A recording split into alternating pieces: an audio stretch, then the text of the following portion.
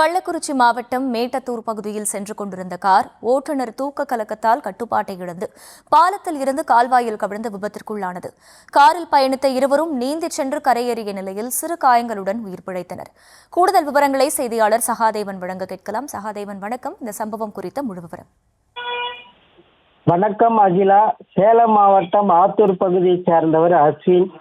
இவருடைய மனைவி உடல்நிலை பாதிக்கப்பட்ட ஜனனி என்பவருக்கு பாண்டிச்சேரி ஜிப்மோர் மருத்துவமனையில் சிகிச்சை பெற்று மீண்டும் மனைவியுடன் கார் ஒன்றில் ஆத்தூருக்கு சென்று கொண்டிருந்தார். இந்த காரை அஸ்வின் ஓட்டி கொண்டு வந்தார். இந்த காரானது கள்ளக்குறிச்சி மாவட்டம் உளுந்தூர்பேட்டை அருகே உள்ள மேட்டாத்தூர் பகுதியில் உள்ள தேசிய நெடுஞ்சாலையில் வந்து கொண்டிருந்த போது ஓட்டுநரின் தூக்க கலக்கத்தால் கட்டுப்பாட்டை இழந்த கார் சுமார் 50 மீட்டர் தூரம் தரித்து கொண்டு ஓடி சிறு பாலத்தில் கீழே உள்ள 20 அடி ஆழ பள்ளத்தில் தண்ணீரில் விழுந்து விபத்துக்குள்ளானது.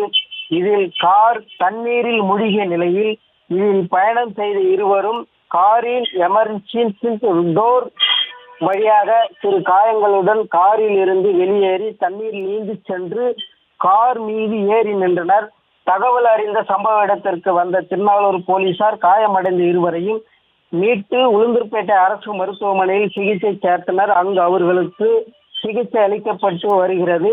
தொடர்ந்து விபத்து குறித்து திருநாளூர் போலீசார் விசாரணை நடத்தி வருவதோடு விபத்தில் சிக்கிய வாகனங்களை மீட்கும் பணியில் ஈடுபட்டு வருகின்றனர்.